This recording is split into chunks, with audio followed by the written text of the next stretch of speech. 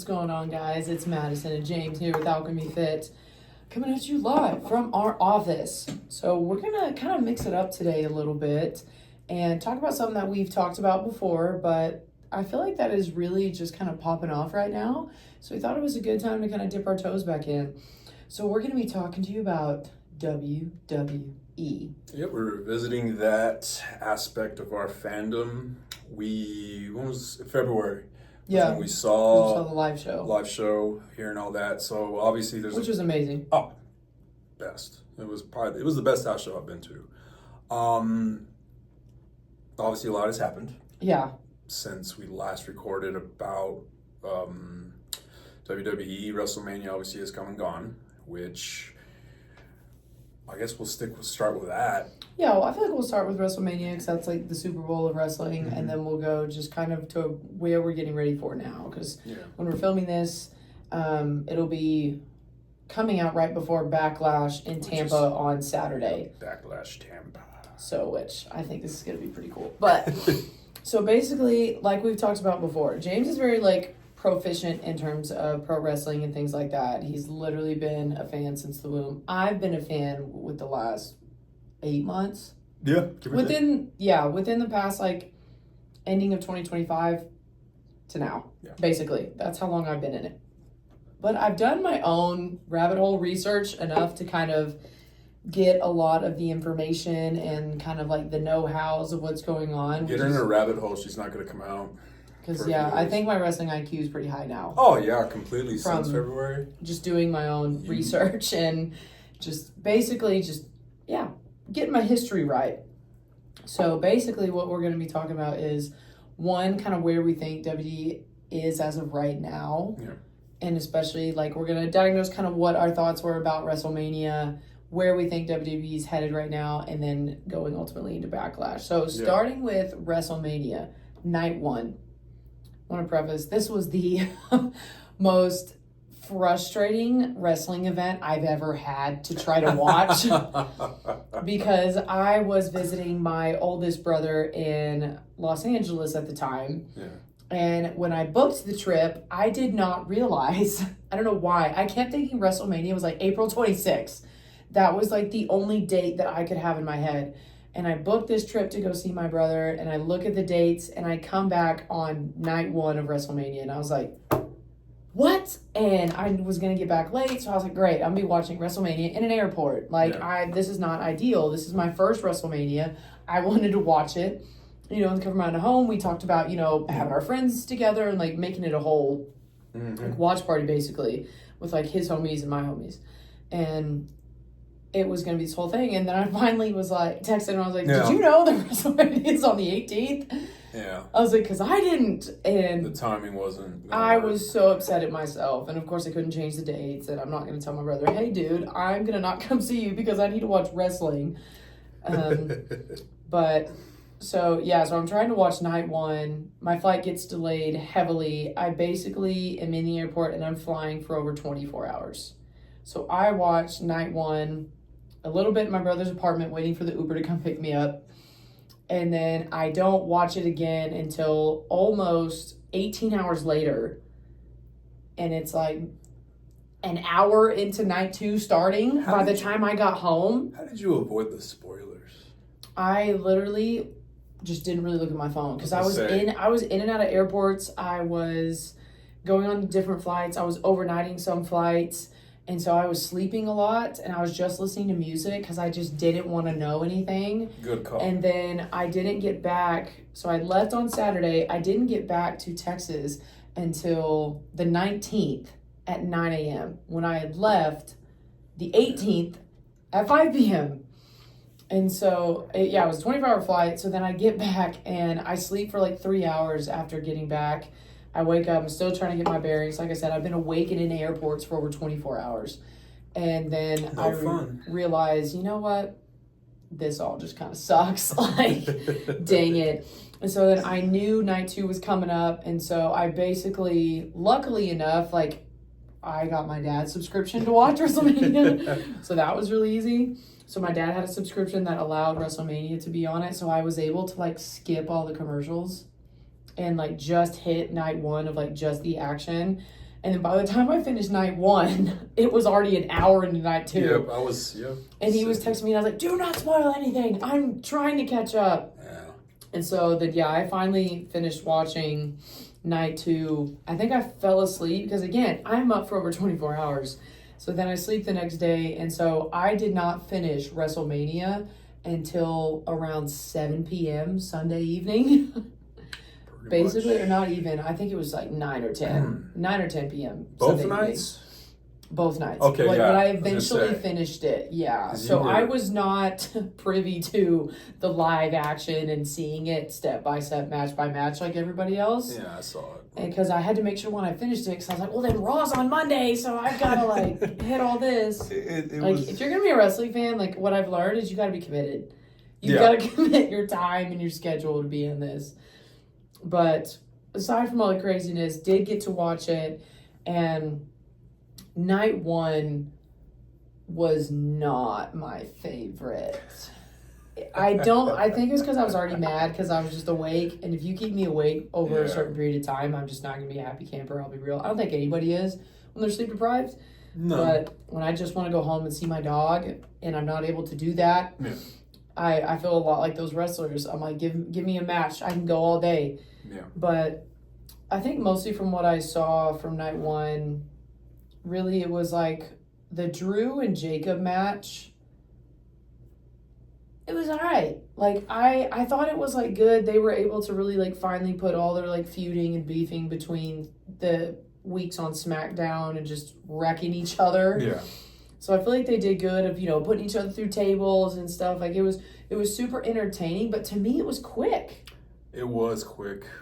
What I feel really looking back on it now, why it was so quick, but the fact that the match was non-sanctioned, it was meant to be a big street fight, to be violent, was that match was free on ESPN.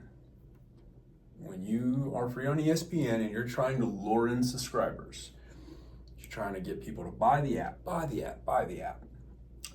You also have sponsors who are not going to want to see that match could have been a lot more truly lived up to the story. We could have seen. I feel like I saw more intense between Jacob and Drew on SmackDown. Yeah, exactly.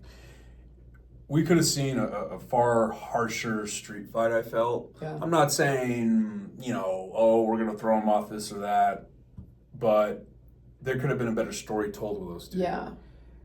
And I feel that since it was free on ESPN, because if you noticed, the rest of the match, or both nights, we'll stick with night 1 for right now, they were shorter than they could be. Yeah. Because when you got a big, basically organization like ESPN that's now dictating, you're now on our platform now. Yeah. So we have to make room for 1 million commercials, which was the biggest, I think. There was ridiculous amount of commercials. Absolutely there was. Y'all got to do something about that. That was horrible. That was hard, and I think that's why in the airport I gave up watching. Because I was like, this is just commercial after commercial. What? It was horrible, and it really disrupted the flow of the entire evening. Yeah, it was hard to stay locked in. It was, exactly, it was. I was watching it at my friend Corey Simpson's house, me and our friend Dallas, and it just was everywhere that you saw. There was an ad for something. The damn tables had Slim Jim on them, which they've done for a while. Yeah. But there comes a point where I think even they have stickers. It's a bunch of stickers, but when is enough? Yeah. Because when you're having to do all these commercials and it's impacting the story that your performers are supposed to be telling, then the product suffers. I completely agree.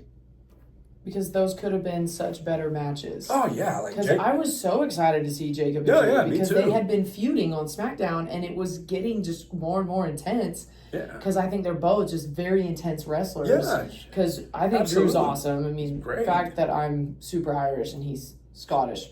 But, there's that. But I do. I love that he comes out in the kilt. He has the Celtic music on. I enjoy it. Jacob, dude's just raw animal. Like he immediately is on the attack. You can tell he's a dog off the leash, And I think he's fantastic. Oh, yeah, he's absolutely. super entertaining. So them two together, the way they were talking about each other, it just built up so much animosity, and I was so ready to see it. And then when it just was like, boom, done, Jacob wins. I was like, Yeah. what? That was it?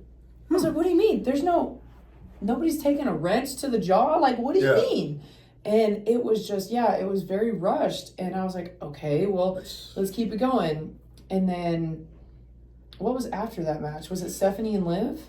Because I think that match was free too. It was on the same night. But that match too was that the match same was night. quick. That match was quick. And I know it was because, allegedly they were both hurt. Liv was injured. You saw it. She let a damn unicorn. Homegirl had a literal knot on her forehead, and the fact that she still was able to power through and do a good match and come out winning, I think was fantastic. Shout out to you, Liv. That was awesome. Way to power through. That was resilient as well. And Valkyra was hurt too. Stephanie, for her to be able to power through, I think she's an absolute powerhouse. Yeah. I think she's a hard worker. I think she's a grit grinder. Like, she just has this to where you want her to do good because you can tell she's been fighting for it her whole life. Yeah. And so, Stephanie, I was so excited to see. I love her entrance, too. I think that's great. And to see them both just go out there and still deliver a really just entertaining match. Granted, it was short-lived, but I think, which is funny, short-lived and Liv won. But that was not a joke at you, Liv. I just thought that was funny playing on words there. But no, because I thought that was over very quickly. And I was like, what? Which I'm all for keeping the girls healthy, especially if injuries involved, because I worried about Liv. I mean, you see the bruising going down to her eyes. That's not a fun time. Yeah, so I think they're both tremendous wrestlers, and shout out to them truly for being able to be that resilient and go in. But again, so many ads. During the match, it just killed the flow. It did, and you could even tell the audience was kind of just like. I think the audience, the live audience, was probably not. I mean, being at a WrestleMania, I went to WrestleMania 32. I've been to a Raw. I've been to a SmackDown. SmackDown was taped. When I went to Raw, it was live. We're not seeing the commercials, so it's a whole different experience. Oh yeah, they can be a lot more into it. And I think that the live audience there was being treated, honestly, to a better show. Because when I was going through threads, the live audience that was there, they were saying, hey, I mean, I know that y'all thought night one sucked. We were there. We saw all of it, and they had a better night one than the viewing audience on ESPN Plus. Which I can see how that is more enticing because they want you to purchase the tickets. They want you to come to the live events. They want you to do it for $1,000. But I'm not gonna do it for a house payment. No. My gosh, like this is something that is supposed to be made for people, but it's becoming something that is almost just a privilege. Instead, like an accessory, instead of basically like we made this for you. We want to give you guys the opportunities. And I know it's because everything's going up right now. Prices suck. Everything sucks. But to me, like because from where we are, like in Lubbock, going to Vegas is not that difficult. No, there's a direct flight it's like a 90-minute flight. Like it's nothing. I do it all the time going to California to visit my oldest brother. Yeah. And so I was really like, dude, we can make this work. Like we could totally go to Vegas. Like I would be awesome. Yeah. So flight was no problem. Looking at the tickets was insane. And I know that I'm new to it and all that, but I've been going to concerts for a long time. Yeah. And I haven't seen concerts for multi-platinum artists that high than at WrestleMania. That was absolutely insane. And I feel like when you start to choke your consumers and bleed them dry, because that's not going to make it very fun to go. No, it's not. It's when you go to a Mania, you got, especially when I went at 32, there was still a lot of stuff going on. Well, now there's more stuff, but in Vegas, everything's tripled. The prices are tripled. So you better be saving a lot of money. It's basically like a Disneyland trip. It's a Disneyland trip. Like, even then some because of just the fact that, of course, the Airbnbs, all the hotels, the hotels, they're going to up their prices. I guarantee you people have to save up for at least over 6 months to be able to afford this. Yeah, easily. Unless they're well off, then good for you. Good for you. That's where, I mean, we're talking about it right now. Whereas a longtime wrestling fan, it's becoming tougher and tougher to fiscally be able to watch the product. Yeah. Because of the fact that I have to have Netflix, which is costing me easily $27 to $30 a month. That's 12 months. And that adds up, not to mention Peacock for Saturday night's main event.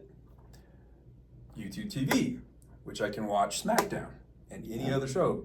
That's $1,000 a year. So I'm literally spending thousands of dollars to watch this, not just on that product. It's a big reason why. When I got YouTube TV, the two reasons I got it were for the NFL. And the WWE. Yep. That is it. And the fact that I'm only hanging on to Peacock so I can watch a Saturday night's main event, because it's cheaper. It's only, $10 or so, give or take. Whereas with Netflix... I pay $5.99 a month for Peacock, but that's for Notre Dame exclusive home games. So, fiscally, on the television front at home, it's costing that much money. Oh, it's absolutely insane. Now, with live person, it's live and in living color, whole different ballgame, but... And this is what's, across the board, not just with the WWE and TKO.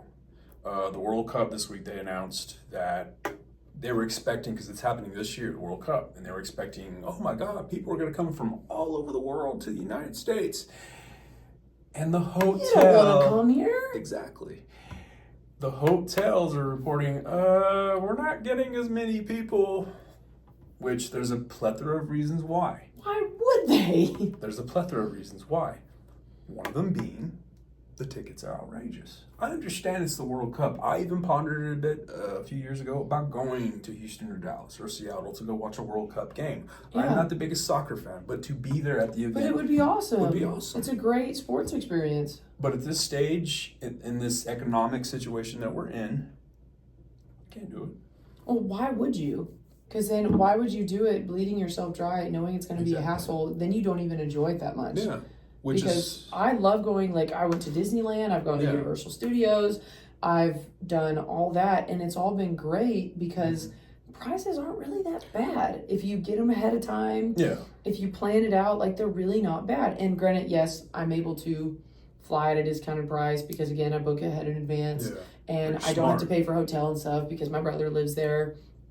But, so not a lot of people don't get that, but I'm just y'all made these things for people to enjoy. Why are you making it so damn hard? I'm sorry, we didn't even pay that much to go to a Notre Dame football game, a home game. To fly to Chicago, get a rental car to South Bend, and spend 3 nights in South Bend, Indiana, and go to a football game? Mm-hmm. That is not near even a quarter to what it would take to go to a WrestleMania. And this is college football. Yeah, college football at a pretty pristine program in Notre Dame. Go Irish.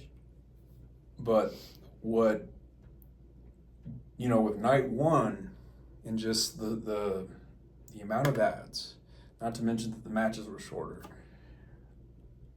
your base already spent an extraordinary amount of money. And then you're handing them basically Saturday Night Raw. Basically. That to me right there is not worth you're screwing over the consumer. You're screwing over your product because money on that one. Yeah, you may have gotten paid a lot of money. They made record revenue when it came to sponsors. Of course you did. You had 1 million ads. Yeah. No wonder. Yeah. But also with that being said, and we are a bit digressing from the card, and we'll probably just hit the highlights of the card. Yeah. Get to the bullet points here. But you just I've been to these. Get frustrated with it. You get frustrated with it because it just sucks because you save up so much money. Right. You make it a destination, and then when you go, it's here you go.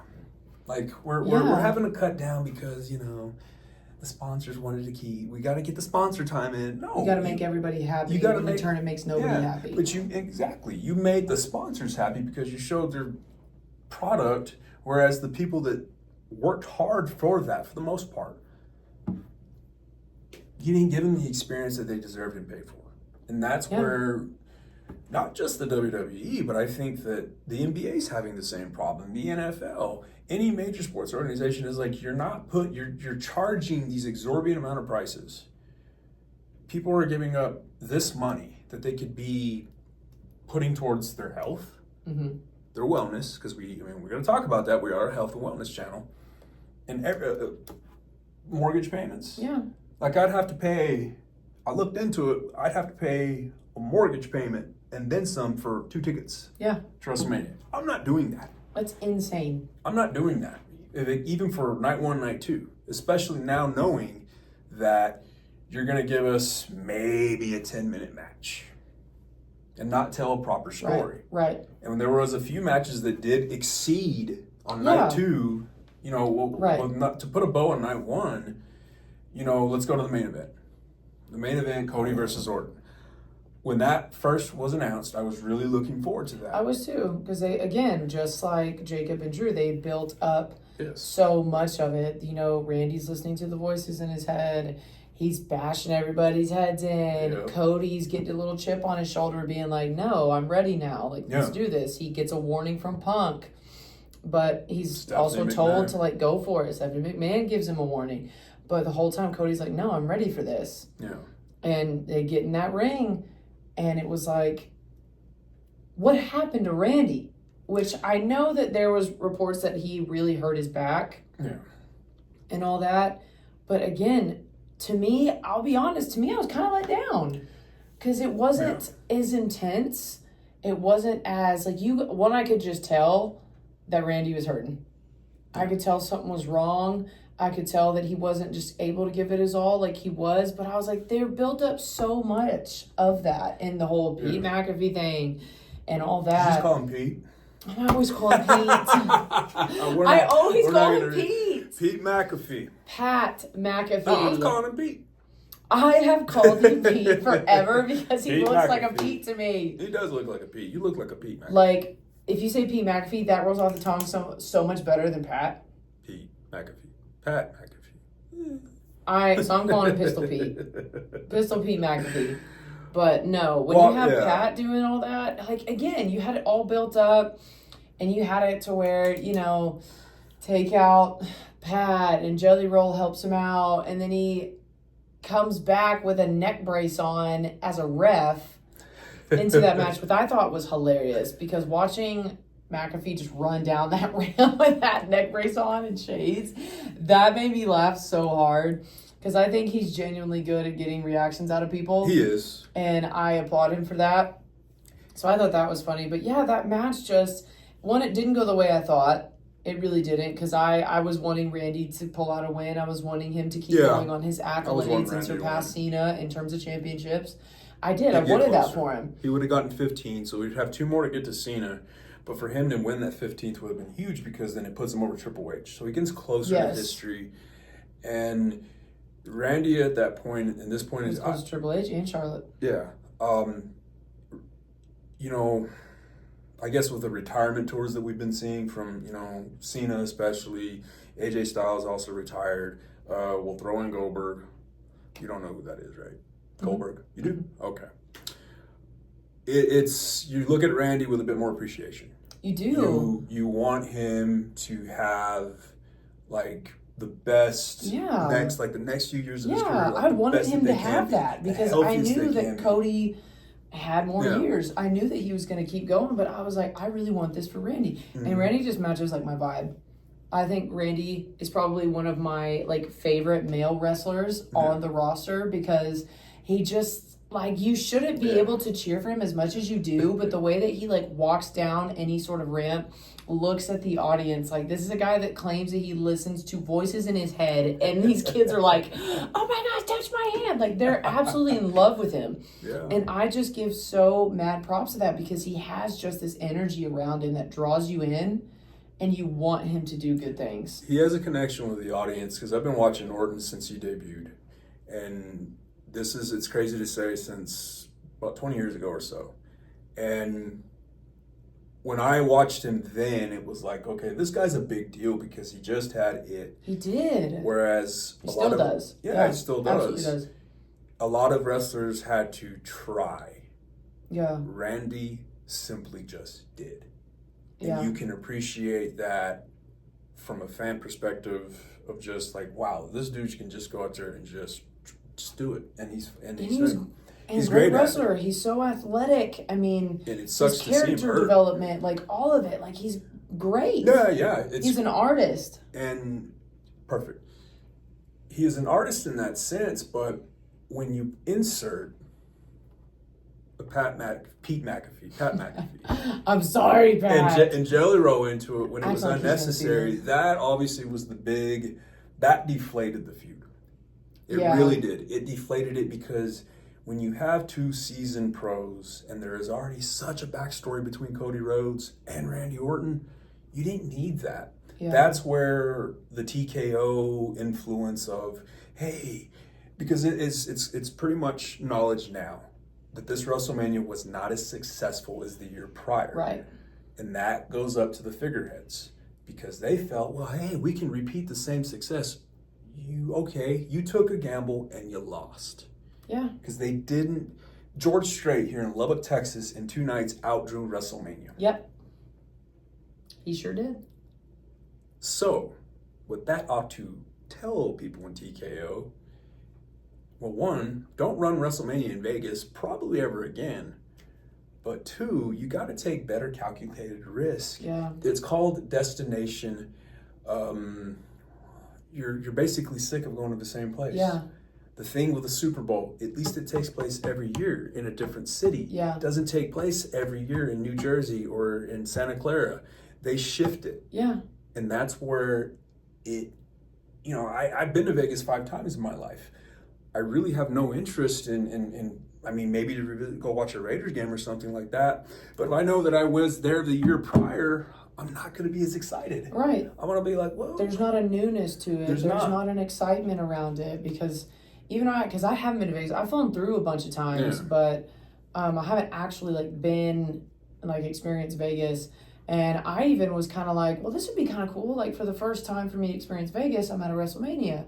But then as it got closer, I was like, not for my first time going to Vegas. No. I was like, that, I feel like that could be weird. Well, especially with the ticket prices, because you build this excitement. But then I was kind of like, no, because then if I pay for a ticket and go to WrestleMania, I'm not going to want to do anything else in Vegas. So I still won't see Vegas. Exactly. And so that was always harder of it. And so I just also think there's just too much celebrity guest involvement. Because I get it. I enjoy Jelly Roll. I do. I like him as an artist. I think he's so funny and entertaining. I don't mind him at all. I think he's great. I like his tattoos. And yeah, there's no problem with it. And I get there, just like we're fans, there's celebrities who are fans. Yeah. And that is super cool to see. I do that. like it when they highlight it, in the audiences of being like, hey, who's here? And you see Vanessa Hudgens is a huge time WWE fan. That's and true. you learn that these celebrities are really fans of professional wrestling. That is really cool to know. But I don't need to see them in the plot line. I really don't. You pay enough to see celebrities doing the work that they do, whether it's movies or TV shows or live concerts. Yeah. You pay for that already. This is not their realm. I'm sorry, I really don't want to see it. I agree. want to watch wrestling. I want to watch wrestlers. Now, in the case of hitting a gold mine, I feel like Bad Bunny was to find out what a good wrestler he was, that was cool. I feel like that type of experience, that's what I'd be shooting for. Yeah. Is somebody who's good at it, somebody who's a celebrity that you don't think would be so good at it. That I think was super cool. But it's when you have constant celebrity involvement and they're constantly, being able to boost the wrestler and stuff, it just makes me feel like it's just not as an authentic of an experience. Yeah, I can totally understand that. Empirically speaking, WrestleMania 1 involved a lot of celebrities at that point in time. Mm-hmm. Mr. T being the most notable. He was really popular at that point in time in the 1980s. So the argument can be made that, yes, celebrities and WrestleMania do go hand in hand, and I understand that. They do if you want to create buzz. Exactly. And have them get involved. But you brought up Bad Bunny. Pete McAfee. We're going with it. We're going That's with it. going to be his new We're going government with name. I will give it to those two. And I'm not going to count Logan Paul in. Why? Is because he I will give him this. I will give He's Logan a heck of a Paul performer. his flowers. He has been consistently on Raw. I think I've seen him on Raw every Raw this year. I could be wrong, but he has been on there. So I consider him actually a full-time member now. Yeah. And if I don't consider him as a celebrity like guest No. by any means. I consider him fully on the roster. I think he's fully on the roster now, which I will tip my hat to him. Backwards hat. Hey, great. You've really shown that much respect to the industry and to your peers that you're going to do this full time. Yeah. Absolutely respect it. Going back to McAfee and Jelly Roll, I know that they're allegedly some big fans, and I can tell that they know their history. Yeah. But the aftermath of the match, of course, Cody won, got his revenge on Cody, took him out, but gave him a gnarly black eye. Yeah, when Gnarly black eye. Randy fully punted Which was his cool to whole see. face.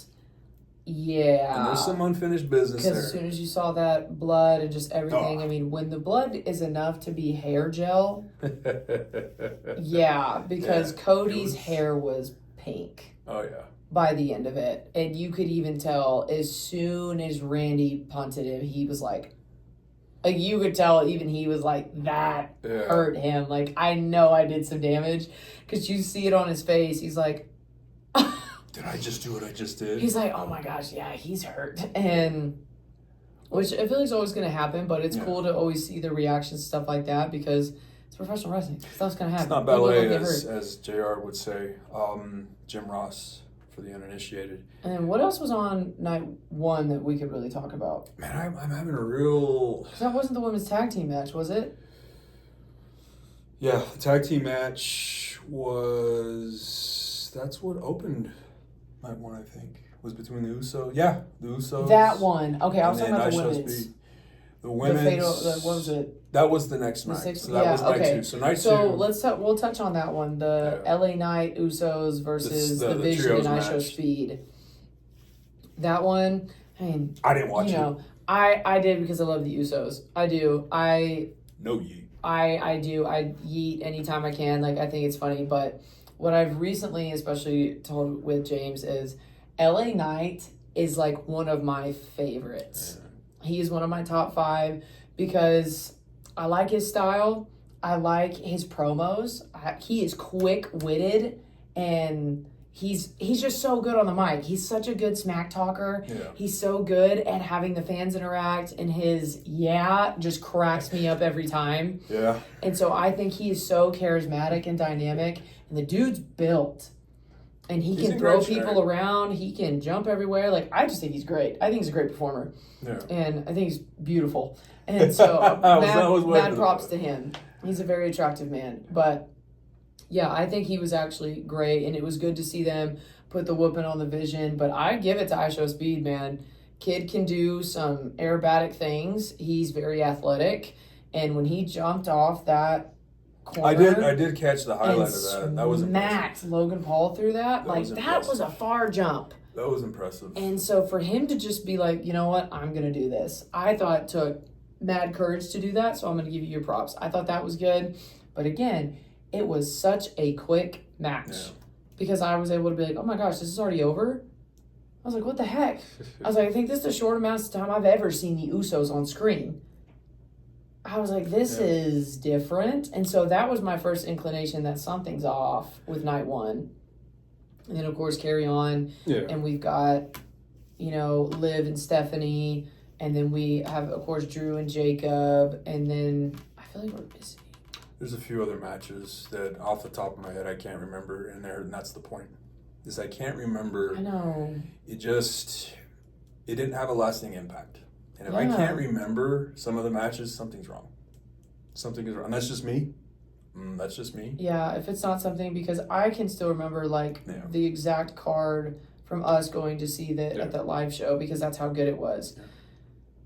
So yeah, unless we think of it, Yeah. that's all we really want to touch on with night one, really. Night one, and then obviously leading into night two. So with the talk with night two was like, okay, the match is gonna be longer? Is the flow gonna be better?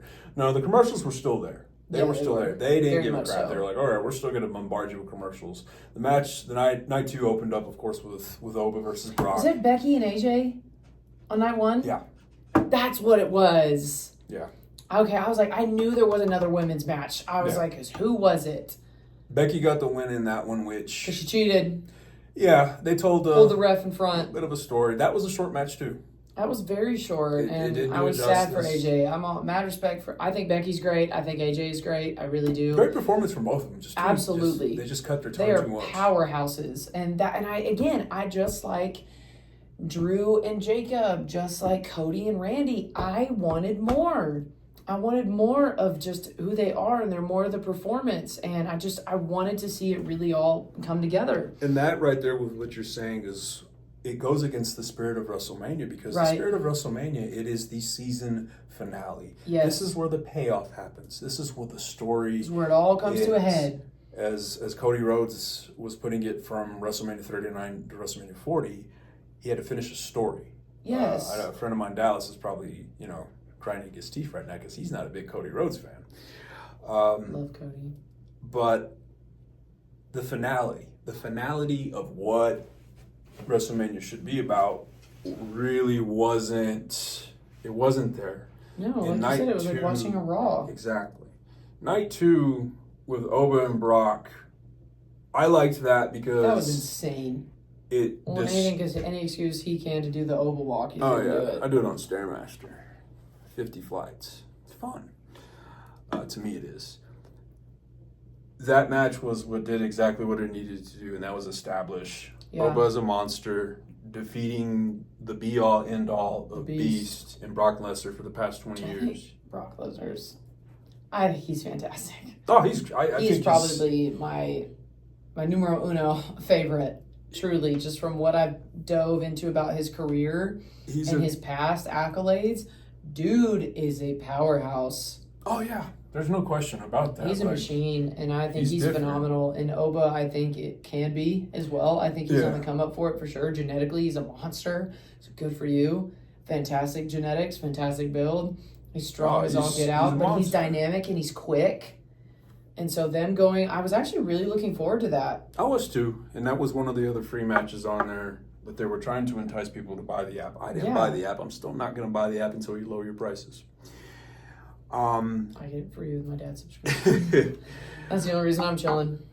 So I did enjoy that. I don't honestly believe that Brock is retired. I don't. I kind of hope not. I don't. Because that made me like get out of my seat. I was like, what? It was unexpected, legitimately. You could see the emotion on Lesnar's face, and you just kind of saw like everything was hitting him, and it was so emotional. I thought he was laughing at one point. He was. He laughs, and then he turns that into, and then it's just like his face is red, and he's like tearing up because he's like saying thank you. And so, that was just to where I was like, what is going on? What is happening? Well, you got Heyman and of course, I'm watching this later, so I'm texting him like, what is happening? Where's Brock Lesnar going? I'm getting this later, and I'm like, go ahead, watching the And I'm like, where is he? And 2 hours are already into WrestleMania, and I'm like, but where's Brock? But, so I thought that was really good. And then, of course, after that, we come to the Women's Tag Team Championships. Yeah. And that is going to set off because I love Charlotte Flair. I do. She's a fellow volleyball player. I have mad respect for her already because of that. I like Alexa Bliss a lot because I think they're both very dynamic. They're both very athletic. They're strong women. They're charismatic. And I love Alexa Bliss's intro music. I just do. I like her vibe and everything. I like Charlotte's because I just feel like she's just like her dad. And so I see it, especially with the get-ups, and I love her costumes. I love her jackets. I think that's really rad.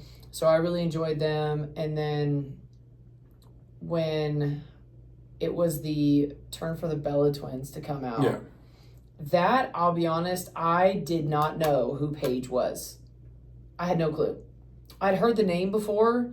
You had mentioned her to me before, but I didn't know who she was. And so I'm thinking, okay, here go the Bella Twins. And then it was like this girl Paige, and you could just feel through the screen how much everybody was erupting that she was there.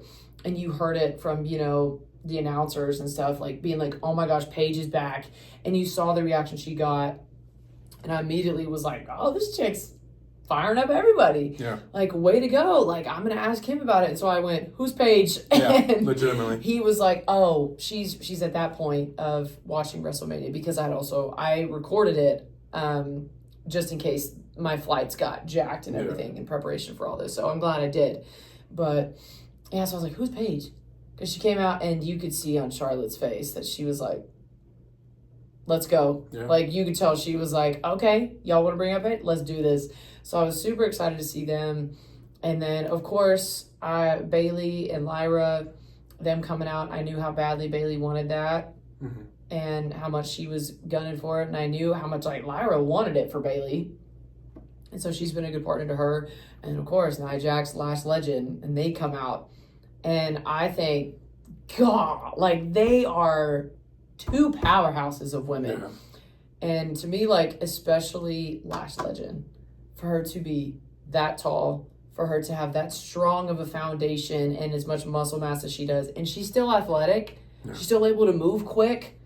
Girl is damn strong. And to be able to be like over the ropes and jumping, doing this and that, and kind of be everywhere around the ring. Yeah. I got mad respect for Last Legend. Oh, she's a great. I'm like, she's athlete. somebody who knows how tall she is, knows how strong she is, and she knows how to use it. Yeah. I feel like that is the most, I don't say deadly, but basically deadly you can be as a athlete, a performer, or any sort of sports entertainment, knowing what your genetics are and going to that potential and knowing how to use it. Yeah. It'll make you unstoppable. As soon as you know how to use your own body for what it's intended for and use your own weight and your own strength in the way that only you know how, it was amazing. And she's only going to get better. Oh, absolutely. So I thought they were great. And that's also how I feel about Bailey. Bailey picked up Nia Jax. Yeah, was it the SmackDown? It was the Before I think it was Raw. It was one of the One SmackDowns, of the two, where she did the powerbomb out of the corner. She lifted her up, and I got out of my seat. I was like, what is she doing? It was She's impressive. picking her up. I was like, this is amazing. I mean, and so, like, Bailey just went up, like, so many more notches. Easily the most impressive thing she ever did. Hands down. The most impressive thing I think I've physically ever seen. Hands down. And I was, and she walked with her. She walked with her to the middle of the ring in that one. But, so to see that whole tag team match go down, I thought it was very good. Yeah. I thought it was well done. I thought each one of them did great. But as soon as I saw the Paige was there, I was like, they're going to win. As soon as I saw it, I was like, they're going to win because this girl is getting a reaction from the audience. She's back.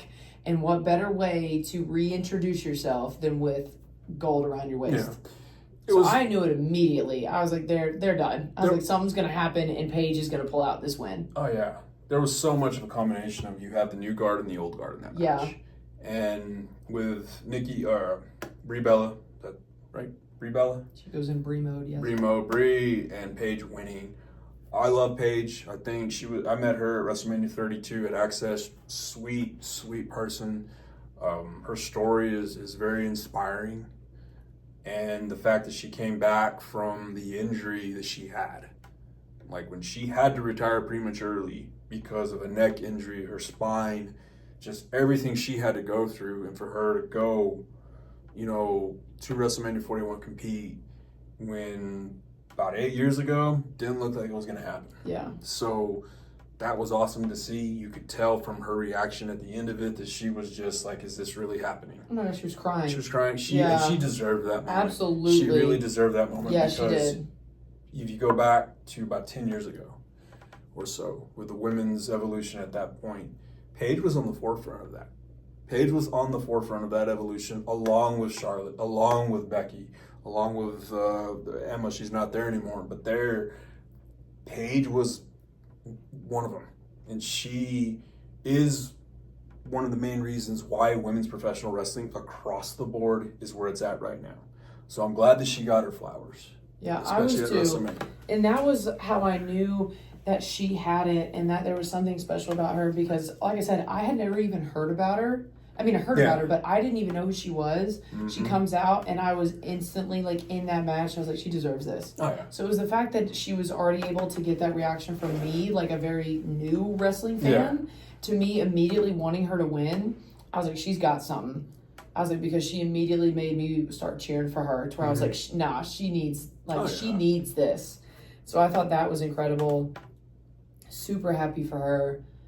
And then the ladder match was after Ladder match that. was good. Ladder match was great. It was great. Because I'm a big Penta fan. I enjoy Penta a lot, and I think he's great. I think he's worked so hard, and he deserves everything he's getting right now. He's a fighting champion, Intercontinental champion for the men's, and I think Vaughn Evans is great too.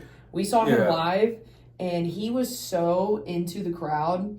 He was so intentional about making the fan base part of the show that's why I really enjoy him. He's so young. He's so insanely gifted athletically. I know you hear me say that a lot, but you have to be. You have to be athletic to be a wrestler, to do what they do. And he is able to go leaps and bounds to give people a really good match, and how he dives into the fans when he's going out and he's making everybody go crazy. And he's just so funny. He's got a connection to the audience right now that is very organic. We saw it live and in person. His athletic ability is just... he came out wearing a Texas Tech shirt. Oh, yeah, which I was trying to get, couldn't get. And you want to see him continue to grow, especially just as a wrestler, performer, etc. And that ladder match was perfect for him to display that at such a large showcase as WrestleMania 42. So I was really happy for him that he got that opportunity because of the youth movement that is occurring. Yeah. You want to give these superstars with Trick and Sammy, he had his pretty grandiose. They had their match too. Yeah. And he won. He won the United States Championship, which was great, which was the right call, I felt. Yeah, I thought Trick was going to do very well in that match, and he sure did. He did, so... But I also applaud Sammy. He made an opportunity for himself. Yeah. They said, you don't get a place in WrestleMania, and he was like, well, I'm going to go find me a spot. Yeah, he's crying too much at this point, for my taste. From where he was at that point, I respected it. I was like, homeboy made his way into WrestleMania. Good for him. But yes, now I think it's very, woe is me. It's a pity party Torah now. But when it comes to WrestleMania... The ladder match was fantastic because I thought everybody did well. Even I'm not a big JD McDonough fan because I'm not a big Judgment Day fan. They're annoying. She don't like Dom. No, I don't. And if you want to know what I really think about him, we'll save that for. We'll save that for later because my very first impression, I think, sent James to a tizzy because I was like, "Who is this?" And I said exactly what I thought he looked like. Oh yeah. But I do respect Liv and what she does. Raquel, I think she has a whole lot of potential, but I do think Judgment Day is holding her back. I think Judgment Day is holding back everybody that's involved in Judgment Day. Because I think Raquel can really do a lot because she's tall, she's very strong, and I just think if they all stop living in the shadow of Liv and Dom and all secretly want to be in that relationship, I think they should all just disappear and go and do their own thing. Well, I think that's what's headed to. It's serving Finn well. Oh yeah, so, the Demon and Dom, that was the match too. That was on that, but that was good. But the ladder match made me actually be like, oh, JD McDonough can go. Oh yeah, because again, I hadn't really seen him wrestle though up to that point. He's because great. When I got into it, he wasn't really doing much. Everybody just made fun of him because they think he has a huge head, and so to see him do the flips on the ladders and do all that was great. And then I've always been a very big Dragon Lee fan too. Yeah, because he's captivating. The dude has got moves, and you just can't help but watch him. Rey Mysterio does too. Yeah, and like you said, 51 years old. Exactly, right? He's impressive, 51. And he's like, it's not a ladder match unless Rey Mysterio is involved. I thought he did super well, and like I said, Vaughn Evans doing the OG cutter and taking out, how do you say his name? Rusev. Okay, I didn't want to get that one wrong. And taking him out. I mean, it was such a good ladder match to where, one, I was really hoping that Penta was going to retain because I wanted it for him because I think he's worked very hard. And, we've seen him talk on Unreal, and I've gone into a deep dive on him and being like, nah, this dude has worked for it. He deserves this, man. And so for him to do that, I just thought it was very well done. So ladder match, I think, was great, went off without a hitch. And then I think Demon Finn Balor and Dom was a great match as well because I knew that it was going to whoop his ass. I knew that Demon Finn was going to whoop Dom's ass. Oh, yeah. That was no question about it, because Dom is nothing if he doesn't have his little minions around. Yeah. So, because Rhea set that up for him, she basically was breastfeeding for a while until he thought he could walk on his own, and then he gets his own hot middle-aged like babysitter coming in that takes over, and then is like, oh my gosh, let's do this. And then he goes for Liv to be like, well, I'm top dog now. Yeah. Ditches Rhea. Rhea whoops both their asses afterwards. Y'all know I'm a huge Rhea fan. If you can't tell. That's my dog right there. I think she's amazing. But Oh, she's great. Love her. I can't stand Dom. But yeah, I knew that Finn was going to take him. I knew that was going to be nothing, and he was going to make a statement of, no, you kicked me out of the Judgment Day, even though I'm the one that brought you in. Yeah. One of the founding members. Then he was going to be, it was going to be no problem, especially once we knew that the demon was coming out. And so that which was cool, because this is my first time also seeing the demon. Yeah. Because when you described him to me, I was like, he does what? He has a a persona called the Who? Like, I was like, what do you mean? And, you know, I saw clips of it, and I was like, he crawls in the whole way to the ring? And I was like, what?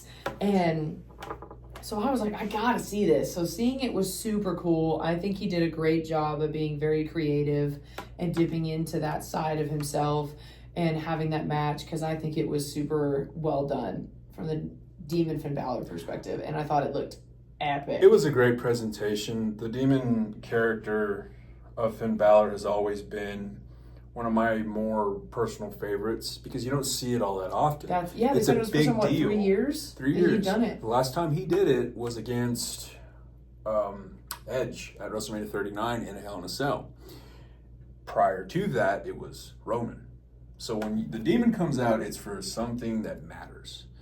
And the story between him and Dominic had been brewing for the past few years, especially during my rewatch of WrestleManias, where you could see the frustration last year that Finn had towards Dominic, because they were in the same match together, WrestleMania 41. They were. And for the Intercontinental title, I believe. It could be wrong. But to see the payoff, I felt, at least where Dom does get his comeuppance, at least in that regard. I know that they're still beefing right now. And the Judgment Day has surprised me because of the legs on the group. It's been around for nearly 4 years. You've seen it go through its incarnations. Is it time for it to maybe wrap it up? Yeah. I'd say so. We're here. We're near that point. Oh yeah, because to me it's not Judgment Day if it's not Damian Priest, Rhea Ripley, and Edge. And Finn. And Finn. That was like a powerful force of four. And then when she brought in Dom, to me that was bringing in the poison. I like that. That's a good way of looking at that, because of just his Dominic's character. Mm-hmm. He's sneaky. He's got that little. He's oily because he looks oily. You know. You don't want to know what I think. No, You don't want to know what I think. I've heard it. He's rough. He's skeevy. That's putting it mildly. He's skeevy and greasy. There's far too much cowhide. Oh yeah. But with Dominic, to give Dominic his props. He is a outstanding. I think he's top 5 future going ahead for that organization. Oh, absolutely, really because he's such a great heel. Because he makes you can't stand him. Like when he comes out to talk on the mic, I have never heard louder boos than maybe for like Logan Paul. Because that's accurate. It erupts an arena whenever Dom tries to talk, and he can't get a word out for at least 5 minutes because they get louder and louder when he tries to speak. So to me, that just lets me know you're good at what you do. Oh yeah, if you're getting that reaction, like you're really good at what you do. So I give him mad props because he's made me like absolutely disgusted with him. Oh yeah. So he's great at what he's doing. He's great at it. So good for you. I was bummed we didn't get to see him in Lubbock. I was hoping to see him because remember the text thread. Wasn't or wasn't. I wanted to see him, but I was like, I was wanting to boo him. I was like, dude, show up. Especially because at that we had Finn and we had Liv there. Yeah. It would have made sense, but the way that the booking has gone with him and going to AAA down in Mexico. I was like, he's got other championships. He's got other obligations. obligations. His only championship he has right now. But shots fired. Whatever. But yeah, so seeing all that was really cool. And then we're going to go ahead and get into main event night 2. Oh, yeah. Roman Reigns, CM Punk. I thought, considering that the history between those two goes back well over a decade, when Roman was still part of the Shield, along with Seth Rollins and baby Roman. Dean Ambrose, who was now known as John Moxley, I thought they told a wonderful story. Yeah, the when I did my deep dive entrances, on the Shield, I think that was really interesting. it Punk coming out, you know, to his old ROH theme from AFI, Miseria Cantera, I might be mispronouncing that, was a nice touch because he's showing where he's come from. And that was the story between him and Roman. Yeah. Roman's path, you know, professionally to where he's at now. Oh, it was paved in gold. Yep, it was. And Punk's was not. That's why I've been really a paved Punk. with gravel. Yeah, paved with gravel. I've always been a Punk fan because of that, because I can relate to that. And I mean, they just killed it. They killed it. I think they're great because they killed it. They absolutely did wonderful because you knew there was so much animosity towards them, and it all started, you know, when Roman wins the Royal Rumble, has to pick, and he's picking between Punk and Drew. Yeah. And Punk goes out and he's like, "You want to pick Drew? You can pick the easy one." And he basically rage baits Roman into picking him. Yeah. And then he does, and then they just go toe to toe, and they're tossing each other, and they're throwing each other through tables, and there's so much built up. I was so excited because I was already kind of let down with the Randy and Cody one because I felt like it was very quick and it was not the outcome I wanted it to be, but ultimately it's what it was. But I was so looking forward to this match because I was like, come on. Like, because I felt like night 2 was really giving us what we wanted. Night 2 felt like a WrestleMania. Night 2 did. Night 2 really felt like it was the Super Bowl of wrestling, and it was giving us what we wanted, and I was getting so excited. And I'm a Punk fan. I'm also a Roman fan as well. I was like, because I think they're both very good at what they do. Yeah. They are tremendous in marketing themselves. They're tremendous in sticking in to their character, developing that character, producing more off of that character. And they're great with the audience. And they both are so good at just giving their all to it. And they're very committed. And I feel like Punk is especially authentic because to me, these small intentional things that he does, like he came out in that jacket. I paid a tribute to Larry and people he lost throughout like the past year and people that make everything work behind the scenes of WWE. Like he's so intentional about being incredibly grateful for where he is because he knows how hard it was to get there because he did the work to get there. So for him, I feel like it was more of a just like underdog savory moment because he's like, yeah, like I'm here. Versus Roman's got that chip on his shoulder. He's got that chip of entitlement on him.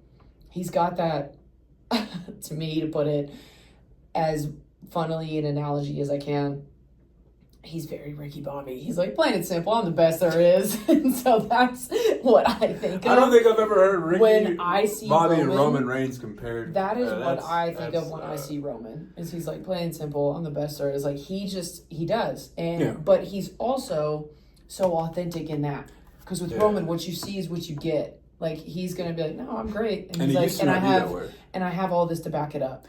Like, I run this. Like, he has that big voice, that big ego, but he's got the big talent to back it up.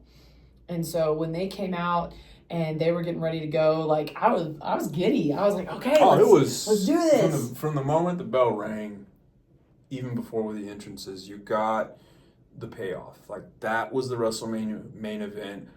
That all right, this is finally living up to it. Yeah, we were like, all is right in the world. All is right. WWE. I mean, I was pulling for Punk, but I understood why Roman won because of the story he told, especially at the end where Punk had him up for the GTS. Oh my gosh! For the second one, he just collapsed, and right there, it was like, there's your story. Is because ultimately age got involved, and if you're anybody, we're all getting older. Which it told that I think we're all living longer. Yeah, living longer. I don't like and stuff. The word old. But it really showcased just, you know, you were the best man this night, and and Roman won. clean. There was no chicanery involved. There was no outside interference. I was expecting something, but it was a clean match, which was great because you haven't had that in a while. You really haven't had that in a while. You didn't have it the night before. Go back last year, WrestleMania, between Cena and Cody. You got Travis Scott, which we won't even get into that. So it was nice to see a match with a clean finish. Yeah. And an ending that was like, okay, I get that. I know where they're going with it. And so my hat's off to both of them. Yeah. You know, you mentioned earlier about character with Punk and Roman. I think with the most successful wrestlers that you have, especially in professional wrestling, and this is just basically paraphrasing what a lot of them have said during their interviews, who they are on screen is an extension of who they really are in real life. It's just the volume's turned up. Oh, yeah. And I think I'm actually directly quoting several of them when they say that. You look at your Steve Austins, you look at your Dwayne Johnsons, The Rock, you look at Roman, you look at Punk, you look at Cody, you look at more recent years. These are that's who they are. Yeah. And you believe it. Yeah. And when you can channel that into what you do, especially as crafting that character, quote unquote, I think it's outstanding. Absolutely, and make people be that invested in you. Oh yeah, I was invested. Like I was extremely going into that match. Like I even told you, I didn't have a winner picked. I truly didn't, because there's always somebody I'm more in favor of. Yeah. But this one I really wasn't, because I was like, this could go either way. Mm-hmm. I'm just happy it's happening, and I was like, I'm okay with however this turns out. Yeah. And I was just gonna let the cards fall where they may. Yeah. But yeah, as soon as I saw Punk drop Roman on that second one, I was like, oh, when I was just like, they did such a good job. You could tell, because both of them were spent. Both of them were exhausted. They gave every ounce that they could into that match. And then it's Roman just gets that reserve in the tank, and he finishes him off in that spear and gets it done. When he does that spear, when he goes, because normally he'll just hit you with it.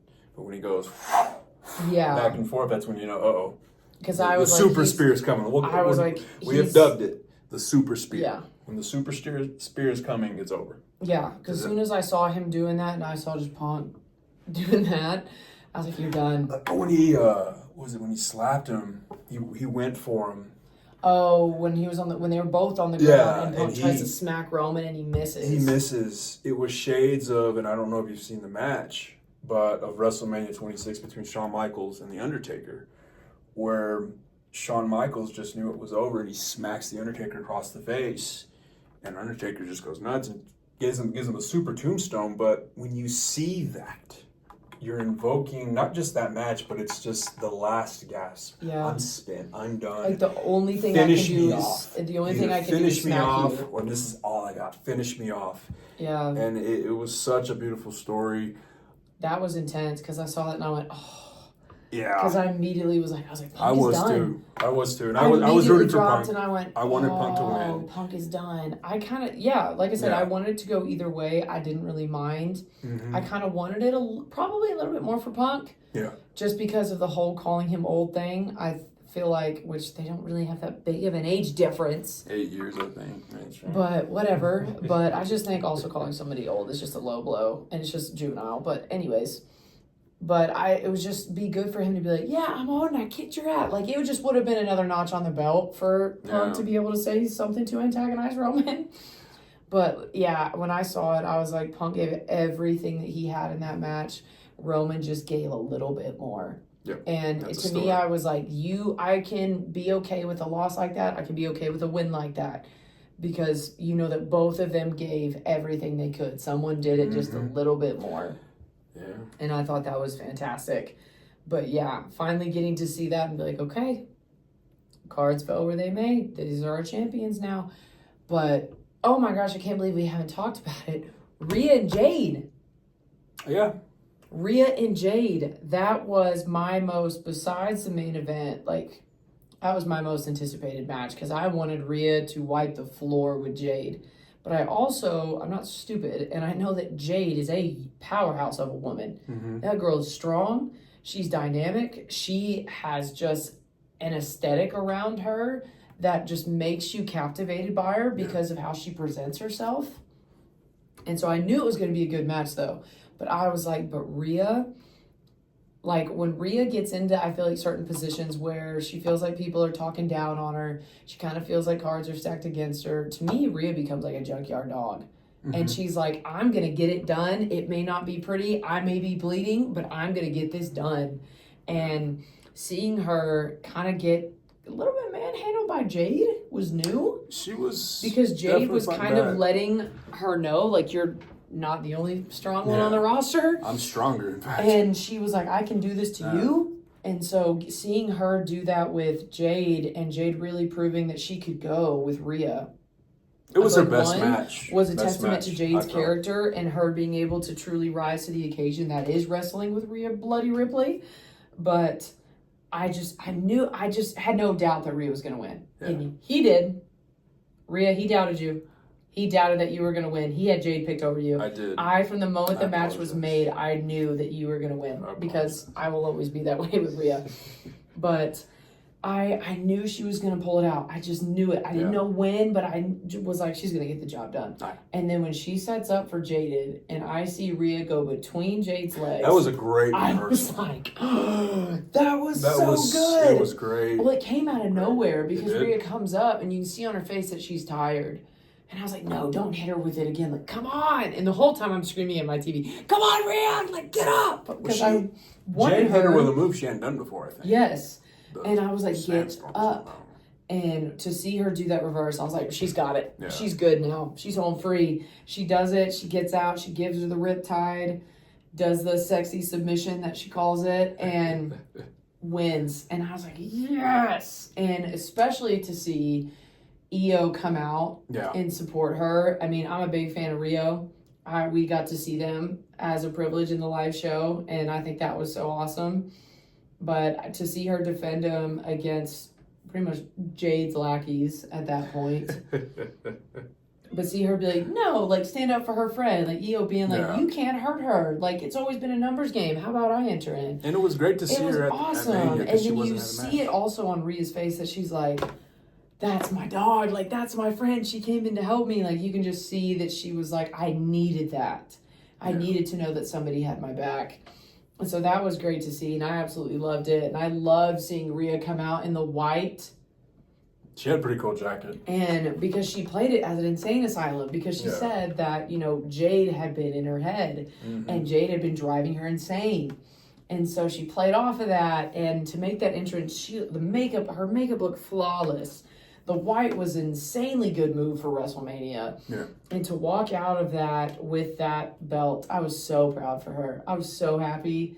It made me so happy to see her, seeing her on the post show. I was happy to see her win. Don't mistake that I was, I picked you to lose, dang it. Yeah, no. You doubted her. I did.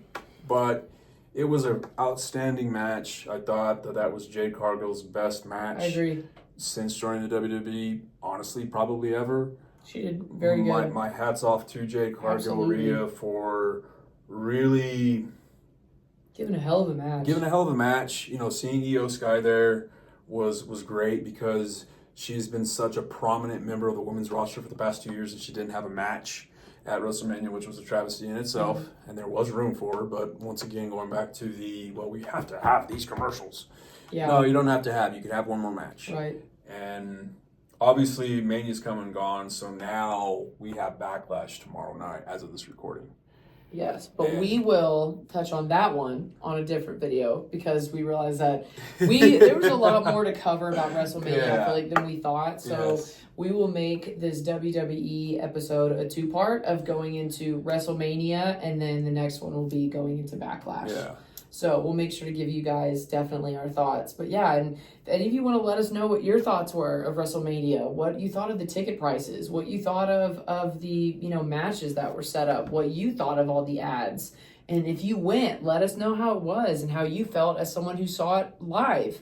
I would love to know how that experience was for you.